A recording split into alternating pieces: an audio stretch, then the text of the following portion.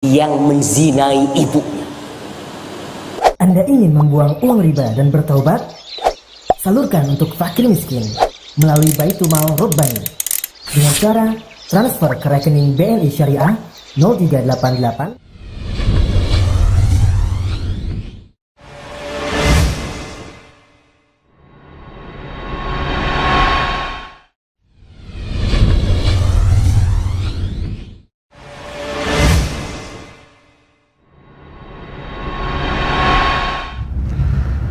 Bismillahirrahmanirrahim. Assalamualaikum warahmatullahi wabarakatuh. Alhamdulillah rabbil alamin. Wa bihi nasta'inu ala umuri dunya waddin. Wassalatu wassalamu ala rasulil amin, Nabina Muhammadin wa ala alihi wa sahbihi ajma'in. ولا عدوان إلا على الظالمين رضينا بالله ربا وبالإسلام دينا وبمحمد نبيا ورسولا اللهم إنا نسألك علما نافعا وعملا متقبلا ورزقا طيبا حلالا من عندك يا أرحم الراحمين. Setelah kita melaksanakan salat maghrib berjamaah, kita duduk sejenak membaca kitab Sahih Muslim karya daripada Imam An-Nawawi, syarah daripada hadis Imam Muslim rahimahullahu ta'ala, dan kita akan membahas hadis 347. Bab bayanu anna man mata ala al-kufri fahuwa fi an-nar wa la tanaluhu syafa'atun wa la tanfa'uhu qarabatul muqarrabin. Bab keterangan bahwa siapa yang meninggal di atas kekafiran maka dia di neraka dan tidak mendapatkan syafaat dan tidak berguna kekerabatan atau nasab. Haddatsana Abu Bakar ibn Abi Shaybah, haddatsana Affan, haddatsana Hammad ibn Salamah an Thabit an Anas anna rajulan qala ya Rasulullah aina abi? قال في النار. فلما قفى دعاه فقال إن أبي وأباك في النار.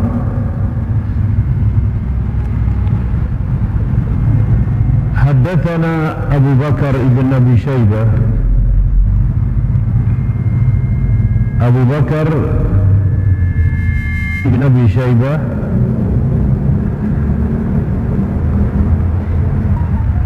adalah rawi daripada Imam Muslim.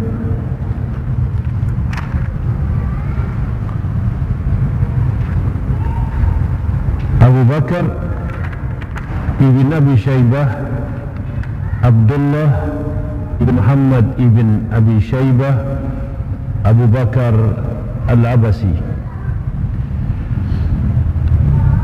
Saya membahas hadis ini agak detail karena saya ingin menerangkan bahasanya hadis ahad adalah dalil dan hadis ini adalah hadis yang sahih, tidak bisa dibatalkan dengan perasaan. Abu Bakar ibn Abi Shaybah Abdullah ibn Muhammad ibn Abi Shaybah Abu Bakar Al-Abasi, nama aslinya. Abu Bakar ibn Abi Shaybah ini adalah salah satu guru daripada Imam Muslim rahimahullahu ta'ala. Abu Bakar ibn Abi Shaybah meriwayatkan hadis ini dari Affan. Di situ tertulis Affan. Kemudian saya cari Affan yang mana nih? Karena Affan ada 3. Maka Affan yang dimaksud di sana adalah Affan ibn Muslim As-Saffar Al-Ansari. Namanya Affan ibn Muslim. Ini dikasih catatan Affan ibn Muslim Al-Ansari Al-Basri. Dia adalah orang Ansar, orang Madinah yang pernah tinggal di Madinah, kemudian hijrah ke Basrah. Dan ini nanti hadis ini, silsilah hadis ini, Imam Muslim mengambil hadis ini dari orang-orang Basrah, dari kota Basrah, Irak. Kemudian Affan mengambil hadis dari Hammad ibn Salamah. Hammad ibn Salamah ini juga banyak, tapi Hammad ibn Salamah di sini adalah Abu Salamah Al-Basri, sama orang Basrah juga. Kemudian gurunya Hammad ibn Salamah ini adalah Thabit ibn Aslam. Di situ dituliskan dalam Sahih Muslim Thabit. Gurunya Hammad Thabit. Thabit yang mana? Thabit ibn Aslam. Thabit ibn Aslam. Dia orang Basrah juga. Dia orang Basrah juga.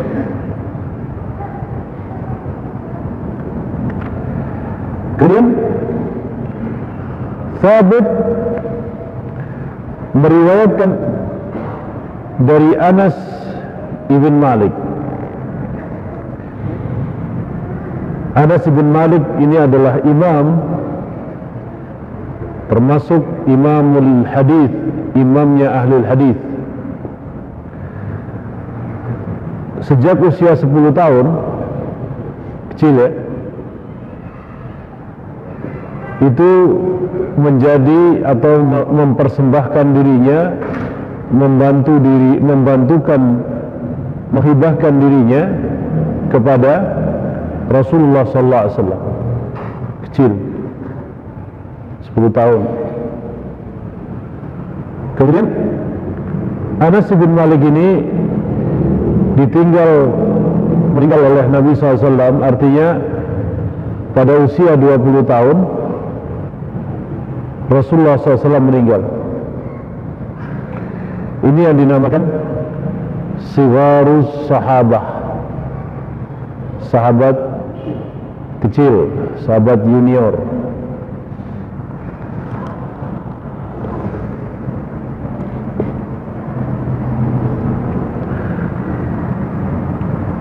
Tinggalnya di kota Basrah. Pertama, Anas bin Malik ini sempat tinggal di Madinah, kemudian pindah ke kota Basrah. Jadi kita bisa katakan sanad hadis ini Basriyun, orang-orang Basrah. Ya. Jadi kita mulai mengenal hadis nih Pak. Kalau periwayatnya orang-orang Basrah semua namanya Isnadu Basriyun. Kalau orang-orang Kufah namanya Isnadu Kufiyun. Kalau orang Madinah semua Madaniyun.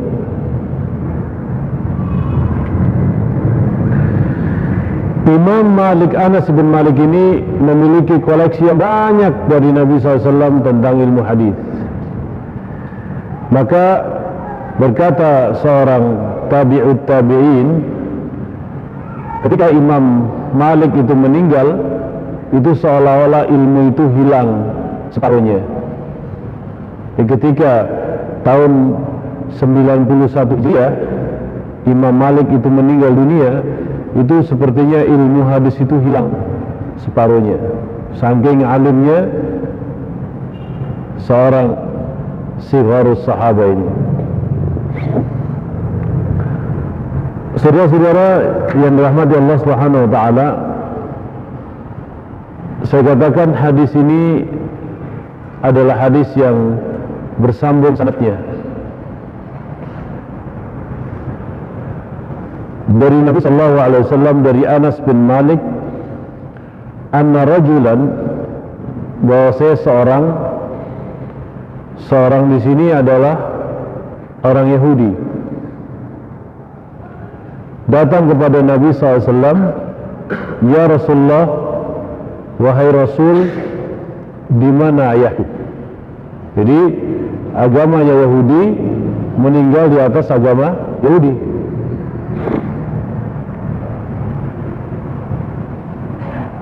Aina abi? Qala finnar. Nabi mengatakan, ayahmu di neraka. Pertanyaannya adalah seorang Yahudi bertanya kepada Nabi SAW, ya Nabi SAW mengerti bapak dia adalah seorang Yahudi, di mana bapakku setelah meninggal? Dijawab, neraka. Falamma qafa, maka ketika orang ini balik, jadi pergi dari depan Nabi SAW karena tidak kuat mendengar bapak di neraka. Qafa di sini, kalau di nuskhah kita tulisannya pakai alif, itu benar pakai iya maksurah. Karena qafa ketika dia balik, qafa itu yang di belakang kita ini namanya qafa. Ya, kalau orang membelakangi namanya qafa. Ketika orang itu balik membelakangi Nabi SAW, balik dia dipanggil oleh Nabi SAW. Da'ahu, maka orang ini dipanggil. Faqala inna abi, maka Nabi mengatakan inna. Lihat, di sini menggunakan kata-kata inna itu litaukid, sesungguhnya. Inna abi wa abaka finnar. Sesungguhnya ayahku, di sini ada wa unisbah, ada ya unisbah. Ayahku. Ayahnya siapa? Nabi Muhammad SAW. Wa abaka, dan ayahmu di neraka. Ini langsung nih panas di majelis ini. Tunggu dulu ya. Saya akan dudukkan permasalahan ini. Pertama,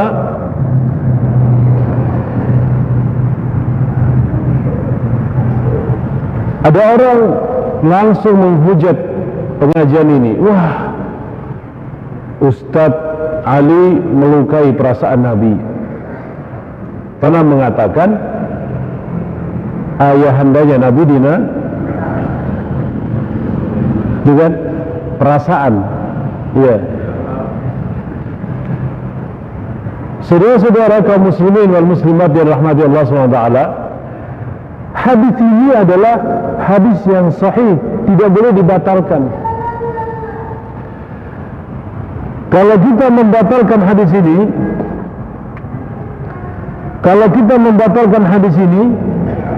berarti kita membatalkan hadis yang sahih. Dan hadis ini diriwayatkan oleh sahabat Anas ibn Malik, dan hadis ini masuk dari golongan hadis-hadis ahad.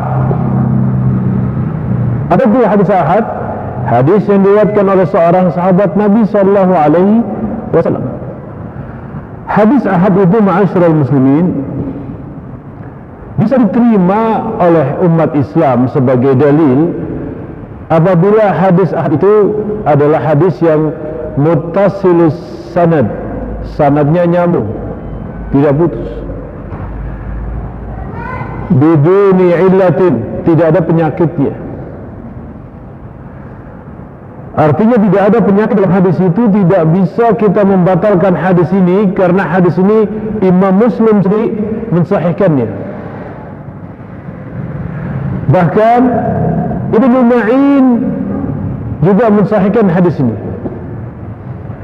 Hadis ini merupakan khilaf di kalangan para ulama. Ingat, khilaf di kalangan para ulama.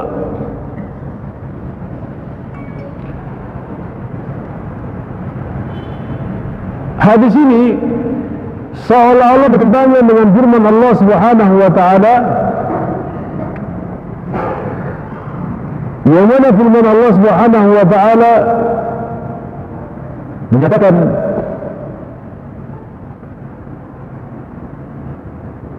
tidaklah sebuah kaum itu diadab sampai diutus kepada mereka seorang nabi. Disinilah perbedaan para ulama dalam masalah mentafsirkan hadis ini.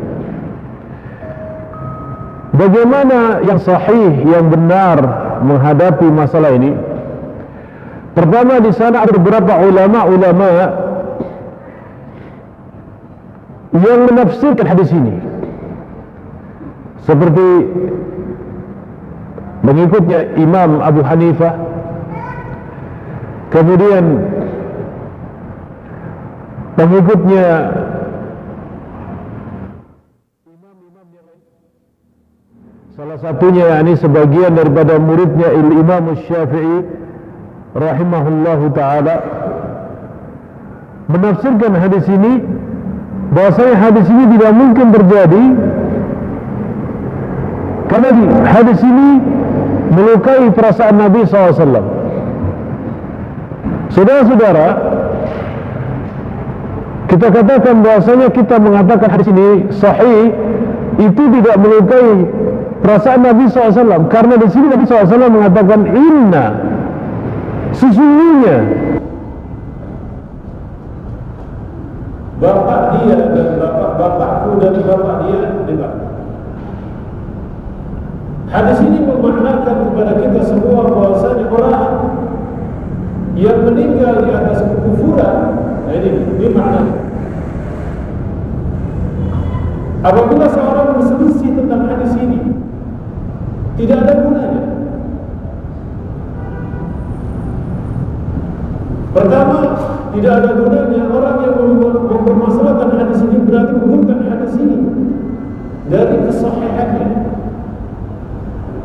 Dan ketika orang berliput tentang hadis ini, la yaqtabu alaihi amal, hadis ini tidak mengandung sebuah amalan, tidak memiliki faedah kepada kita dan amalan. Tetapi makna hadis ini adalah apa yang dikatakan oleh Al-Imam Muslim ketika memberikan judul daripada hadis ini. Apa judulnya? Bab tentang siapa yang meninggal di atas kekufuran, fahuwa finnar, siapa saja orangnya.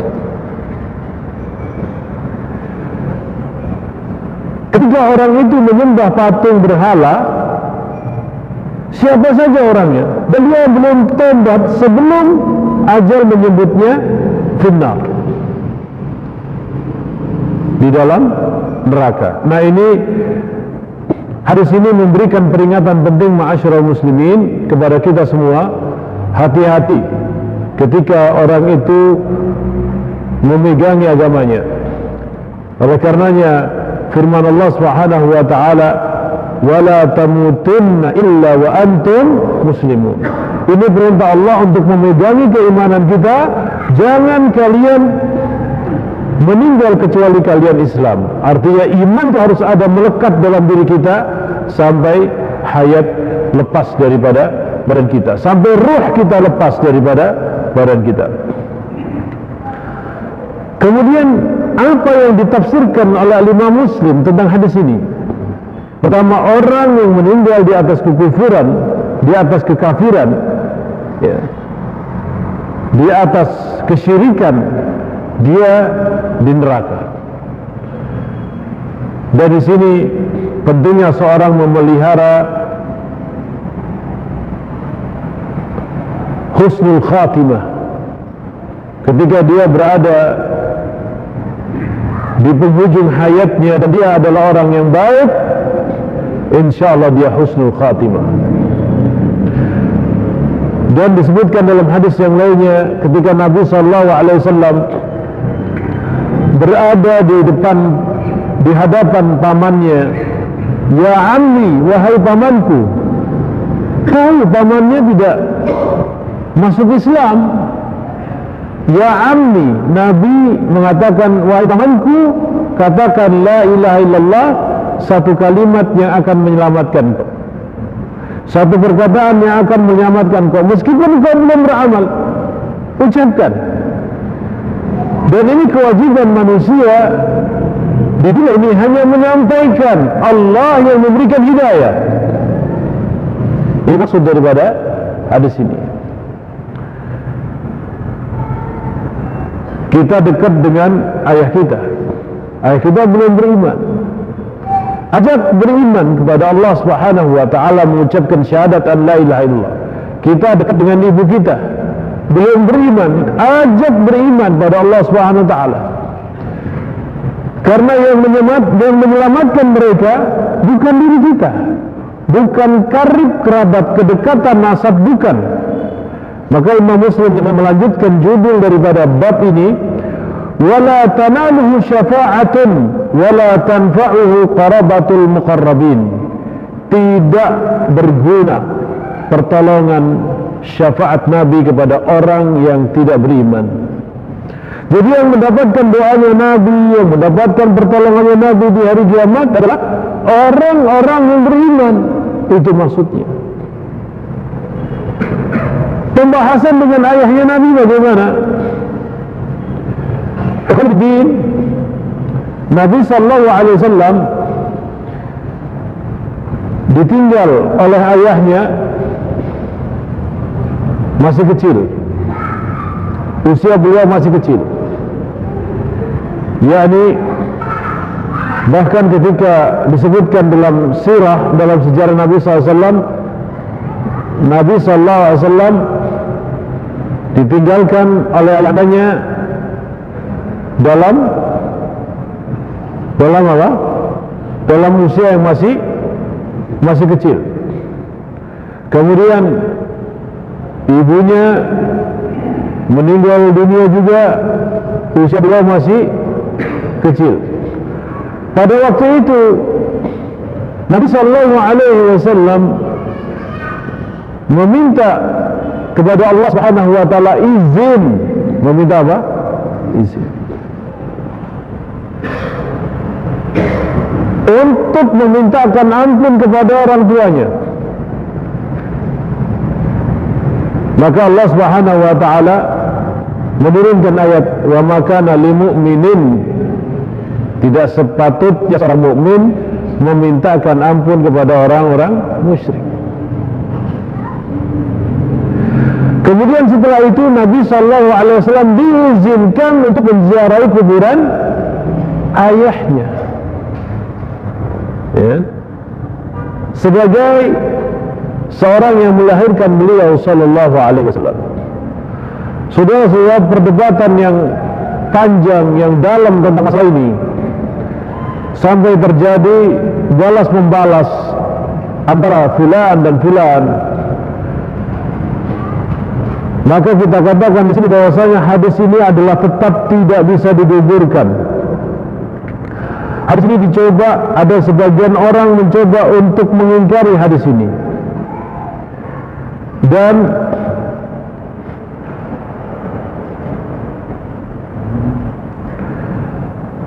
hadis ini tidak mengandung sebuah amalan sebetulnya, dan kita tetap cinta kepada Rasulullah sallallahu alaihi wasallam, terhadap ajaran-ajaran beliau sallallahu alaihi wasallam.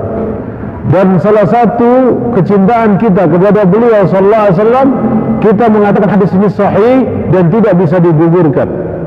Ada orang-orang yang berusaha menggugurkan karena zahir makna hadis ini menyakiti Nabi sallallahu alaihi wasallam, kata mereka. Saudara-saudara, Nabi Ibrahim alaihissalam pernah Wa idh qala Ibrahim li abihi wa qaumihi inna bura'a'un mimma ta'budun illa alladhi fatarani fa innahu sayahdin. Ini perkataan Nabi Ibrahim. Apa perkataan Nabi Ibrahim? Dan ketika Nabi Ibrahim berkata kepada ayahandanya, Nabi Ibrahim berkata kepada ayahandanya dan juga qaumihi, kepada kaumnya, kepada sukunya, kepada rasnya, kepada kabilahnya, sukunya, innani bura'un, aku berlepas diri pada rakyatnya. Berlepas diri apa, ma'asyiral muslimin? Mimma ta'budun, apa yang kalian sembah. Jadi kekerabatan, tali kekerabatan dan lain sebagainya tetap dipelihara, tetapi perbuatannya yang menyeleweng perbuatannya dari penyembahan kepada Allah Subhanahu wa taala, itu yang kita tidak inginkan. Aku berlepas diri dari ayahku dan kaumku. Arti ini terhadap apa-apa yang kalian sembah, karena mereka menyembah berhala. Illa lagi, kecuali yang memberikan kepadaku, yang memberikan fitrah kepadaku, sesungguhnya Allah yang memberi petunjukku. Maka Allah Subhanahu wa taala menjadikan agama yang dipegangi oleh Nabi Ibrahim adalah agama Hanifiyah. Maka saudara-saudara yang dirahmati Allah Subhanahu wa taala, ada di sana orang-orang Arab yang masih memegangi agamanya Nabi Ibrahim, maka orang itu dinamakan orang yang Hanif. Ada di antara mereka yang berhala, menyembah Lata, Uzza dan Manat, maka itu keluar daripada agama Nabi Ibrahim alaihi salam.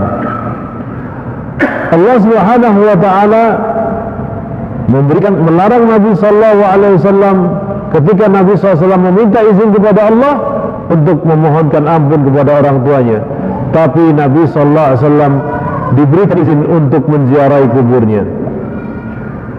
Kemudian ma'asyiral muslimin, ada juga beberapa hadis-hadis Nabi sallallahu alaihi wasallam yang mana hadis-hadis ini adalah hadis-hadis yang lemah, berusaha menggugurkan hadis ini.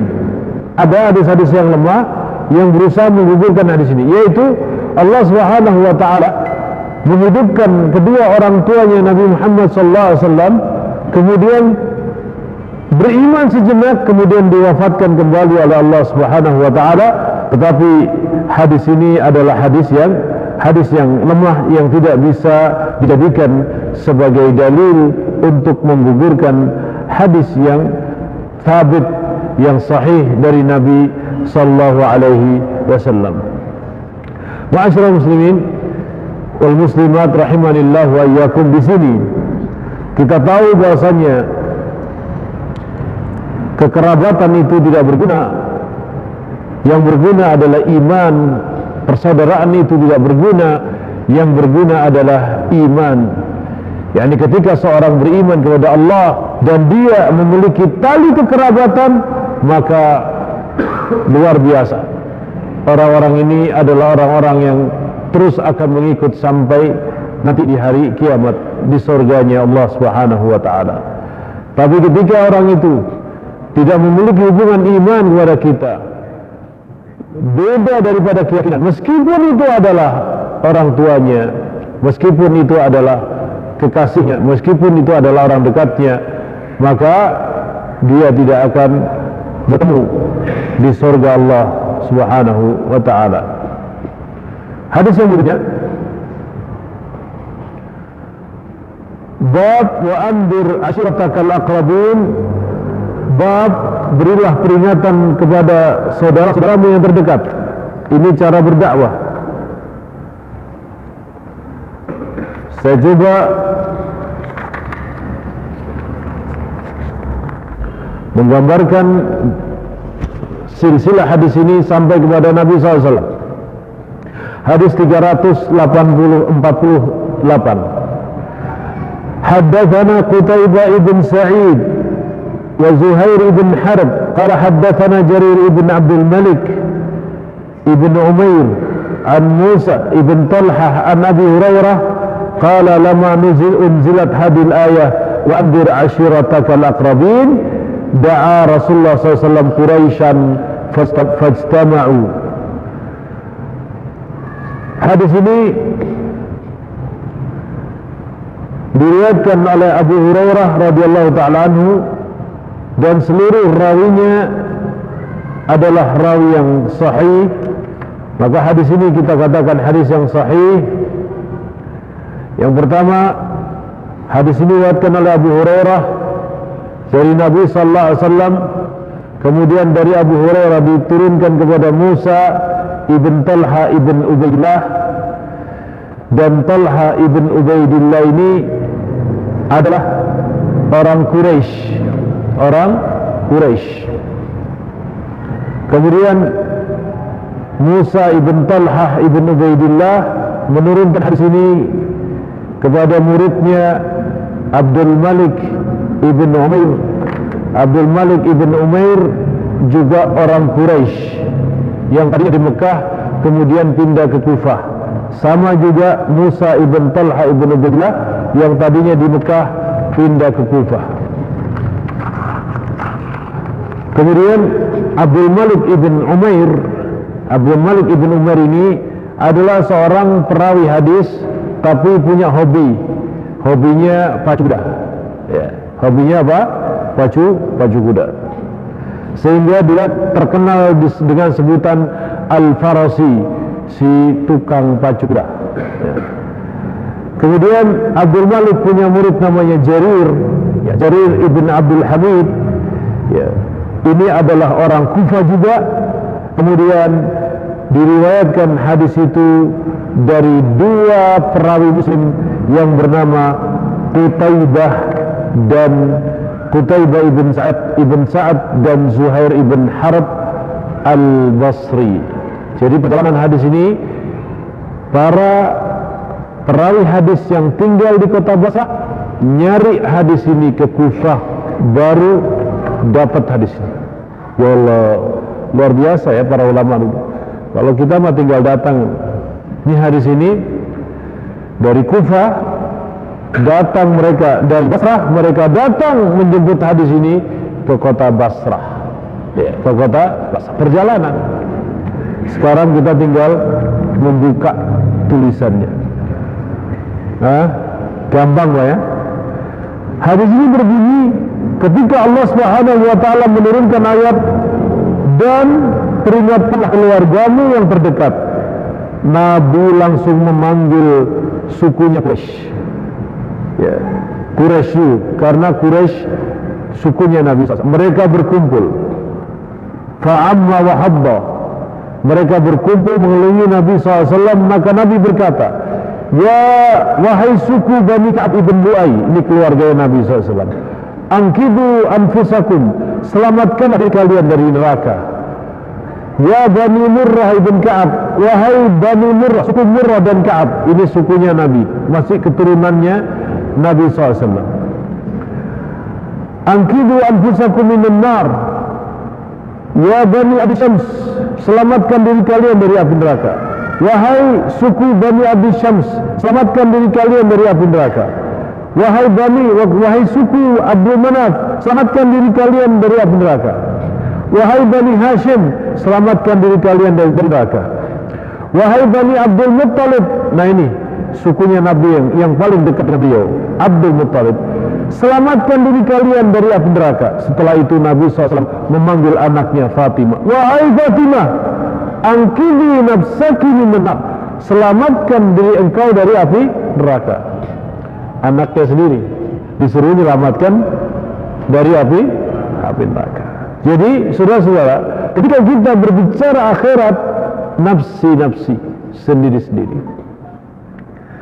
Hal itu dijelaskan dengan jelas dalam firman Allah Subhanahu wa taala, "Yauma yafirrul mar'u min akhihi wa ummihi wa abihi wa sahibatihi wa banihi likulli imri'in minhum yawma idzin sya'nu yughni.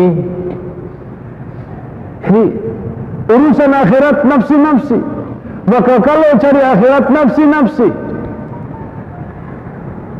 ya mungkin dikasih tahulah istrinya, anak mau ngaji nih, saya mau ngaji, kok tidak mau masuk surga tidak?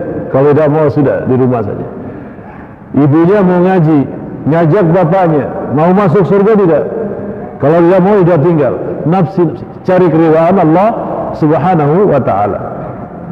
Tapi bukan dalam arti egois, tidak. Raihlah pahala akhirat itu untuk diri kita sambil kita menangkan yang lainnya. Ayo sama-sama kita menuju akhirat. Wahai Fatimah, selamatkan diri engkau dari neraka. La amliku lakum minallahi syai'a. Aku tidak memiliki sesuatu sedikit pun yang bisa menyelamatkan diri kalian. Ghaira anna lakum rahiman. Hanya aku memiliki tali kerabat yang aku talikan kepada diri engkau. Artinya tali kerabat yang terus masih berhubungan dengan Nabi sallallahu alaihi wasallam. Jadi yang menyelamatkan diri kita bukanlah derajat pangkat keturunan. Yang menyelamatkan diri kita adalah ketakwaan kita, keimanan kita kepada Allah Subhanahu wa taala. Jadi di sini tidak ada masuk surga itu keturunan. Tidak ada orang yang jual pintu surga. Tidak ada orang yang jual kunci surga. Yang bisa meraih tanahnya surga, kuncinya surga, kaplingannya surga adalah kita sendiri dengan amal kita. Ya. Maka Nabi SAW ketika hajatul wada mengatakan, wahai manusia, la farqa baina adamiyyin wala arabiyyin wala ajamiyyin. Tidak ada beda orang Arab dengan orang ajam. Semuanya sama di depan Allah Subhanahu wa taala. Yang bisa membedakan kalian adalah ketakwaan kalian kepada Allah Subhanahu wa taala. Namun di sana ada sebagian orang yang mengeluhkan, melampaui batas. Ketika di sana ada orang mengaku saya orang Arab, saya memiliki dzurriyyah dari Rasulullah SAW, mengeluhkan sampai cinta buta. Bukan cinta kepada sunnahnya. Kalau cinta kepada sunnah benar, kalau cinta kepada ajaran Nabi SAW benar, tapi cinta kepada pribadinya tanpa melihat apa yang diajarkannya. Kalau dzurriyyahnya, keluarganya Rasulullah SAW itu, keturunan-keturunannya itu mengajarkan sunnah, maka dia memiliki kebenaran, kehebatan di atas kehebatan. Pertama, kehebatan mengajarkan sunnahnya Nabi. Yang kedua, kehebatan dia memiliki nasab sampai kepada Nabi SAW. Wallahu ta'ala a'lam. Wa sallallahu ala nabiyina Muhammad. Apabila ada pertanyaan, silahkan.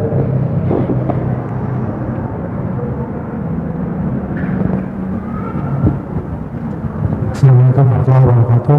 Saya mau bertanya Ustaz mengenai hadis yang bapaknya tadi. Insya Allah saya juga sepakat dengan itu, bapaknya Nabi gitu ya. Tapi saya ingin tahu apakah yang dimaksud di Arab sendiri bapak itu kan kadang bisa paman, kakek juga. Sebenarnya kita tahu Nabi dulu meninggal diasuh oleh paman dan kakeknya itu satu. Nah jadi apakah 3 paket gitu, ayahnya, pamannya, kakeknya itu satu. Nah yang kedua mengenai masa fatrah ya Ustaz, apakah ada pendapat tentang berbicara mengenai masa fatrah sendiri, tentang kekosongan kenabian. Nah itu bagaimana Ustaz? Demikian, Assalamualaikum warahmatullahi wabarakatuh. Wa ma kunna mu'adzibina hatta nab'asa rasula. Kami tidak mengazab sebuah kaum sampai datang kepada mereka Rasul. Pertama, saya bahas tentang ahlul fatrah. Ahlul fatarat itu ada pembahasannya dalam ilmu akidah. Ahlul fatrah mereka yang tidak pernah tersentuh oleh dakwanya Nabi dan Rasul. Mereka tidak pernah mengenal Islam, sama sekali tidak mengenal Islam. Hal ini pernah saya ceritakan di sini atau tidak, saya lupa.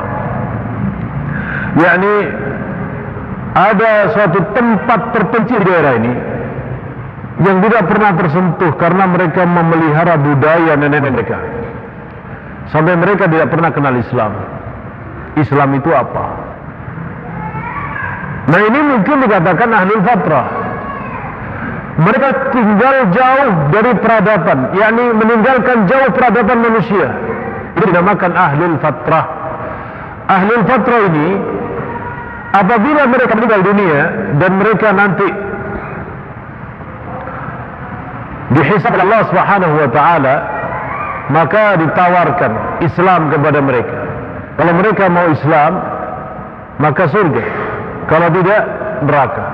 Itu pendapat As-Safarini At-Tahawi dalam kitab akidahnya tentang ahlul fatrah, orang-orang yang meninggal dan belum tersentuh dakwanya para nabi dan para rasul. Nah, maka ayahandanya Nabi SAW termasuk ahlul fatrah.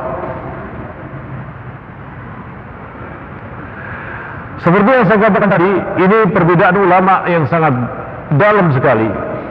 Tetapi saya mengambil pendapat tidak menolak hadis ini sebagai hadis yang sahih. Dan makna daripada abi jelas dalam bahasa Arab adalah bapak. Ammi adalah paman. Adapun paman Nabi sallallahu alaihi wasallam mendengar kerasulan Muhammad sallallahu alaihi wasallam, mendengar tentang kenabian keponakannya dan membela beliau sallallahu alaihi wasallam. Pamannya ini membela beliau, jiwa raganya diberikan. Namun di akhir hayatnya disuruh mengucapkan la ilaha illallah, ditolaknya. Sampai-sampai para pemuka-pemuka Quraisy, tokoh-tokoh Quraisy mengatakan, ya Abdul Muttalib,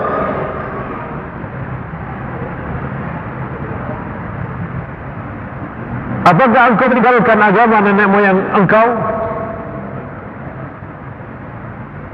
Aman Nabi sallallahu alaihi wasallam ketika dikatakan kepadanya, apakah engkau mau meninggalkan agama nenek moyang engkau? Kemudian terjadilah mengucapkan la ilaha illallah itu.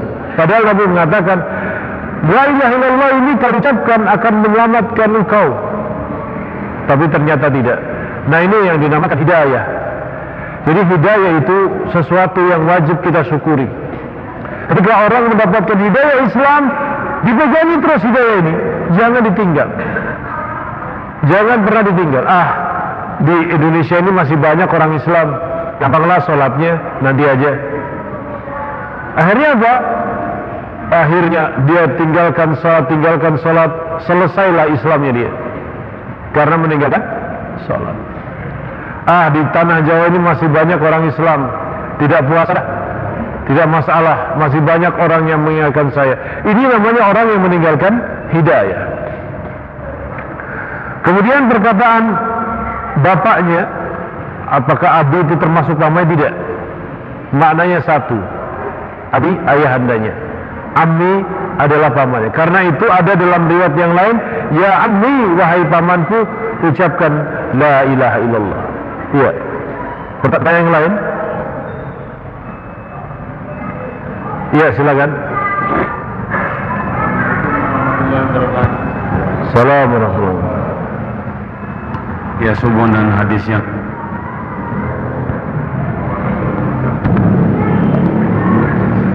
ayahku dan ayahmu dengan orang Yahudi tadi di neraka gitu ya. Nah, ini maknanya apakah saat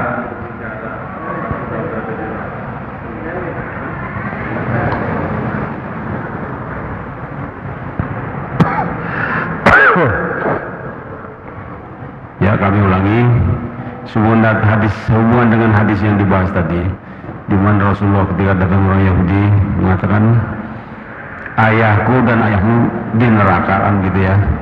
Nah, di nerakanya pas saat dia berbicara ketika itu sudah di neraka, atau mungkin ada makna atau kata-kata yang tersirat dari hadis itu, ayahku dan ayahmu nanti akan masuk neraka, apakah begitu maknanya? tidak tekstual, ada kontekstual dari hadis itu.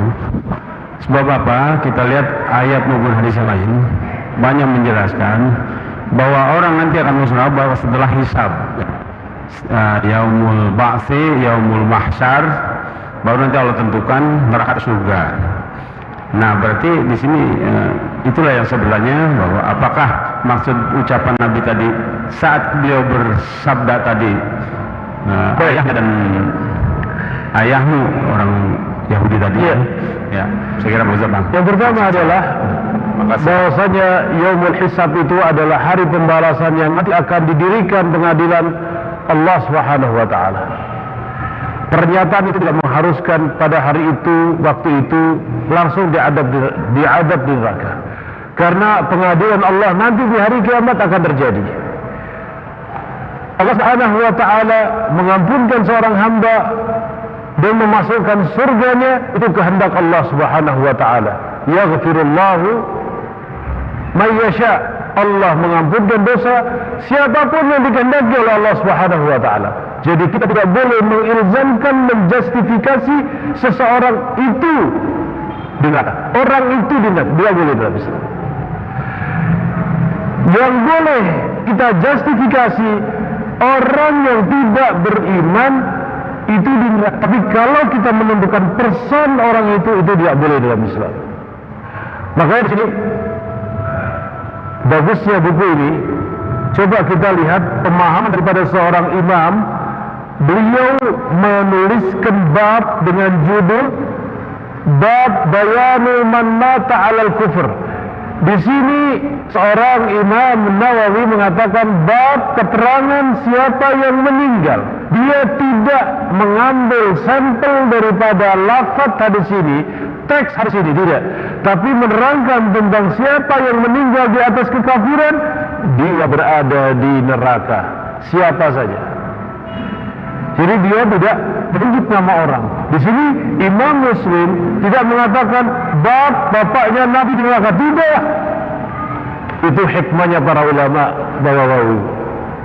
Itu yang namanya hikmahnya para ulama. Di situ disebutkan bab siapa saja yang meninggal di atas kekufuran, siapa saja yang meninggal di atas kekufuran. Diambil hadis ini. Jadi para imam sangat berhati-hati.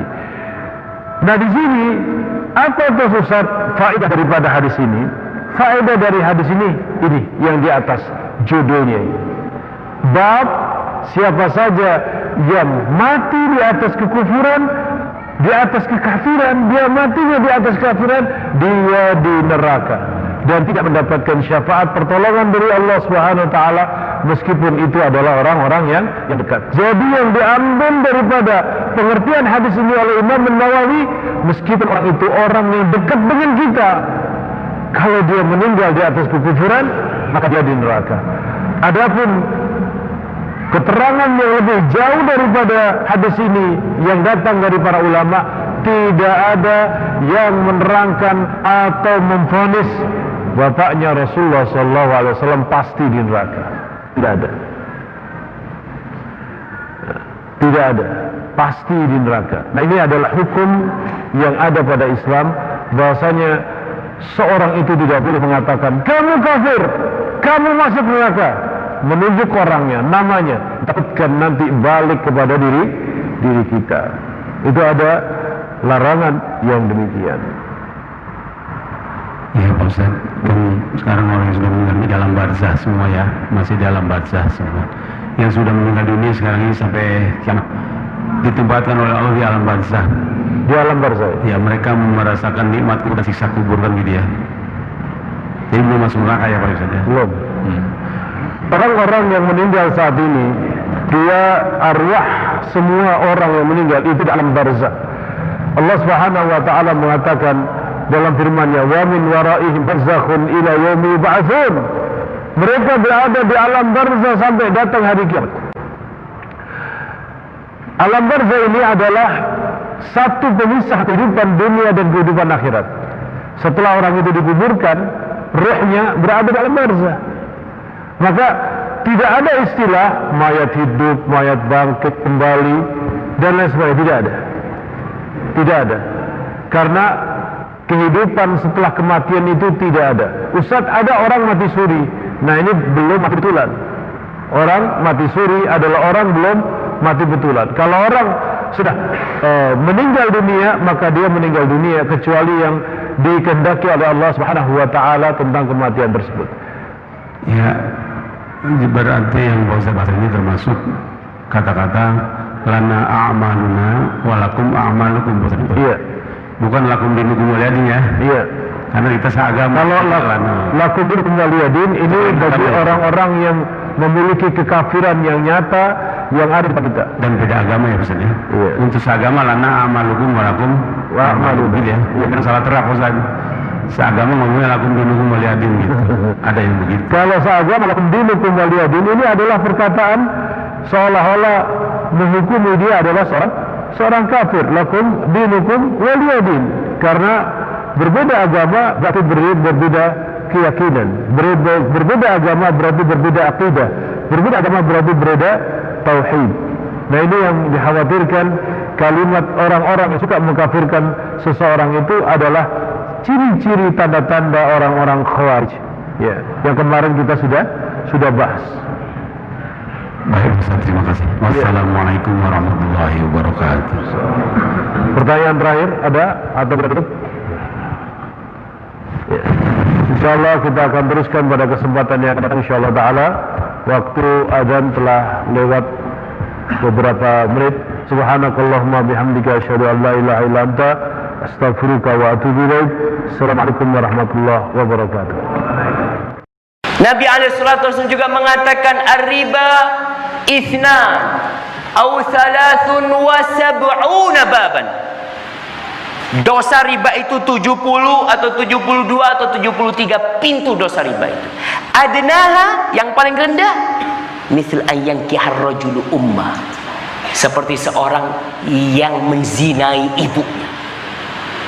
Anda ingin membuang uang riba dan bertaubat? Salurkan untuk fakir miskin melalui Baitumal Robbani dengan cara transfer ke rekening BNI Syariah 0388 008 009. Untuk konfirmasi atau info selengkapnya hubungi 0813 2969 5359. Bersihkanlah diri dari riba dan gapailah ridhonya.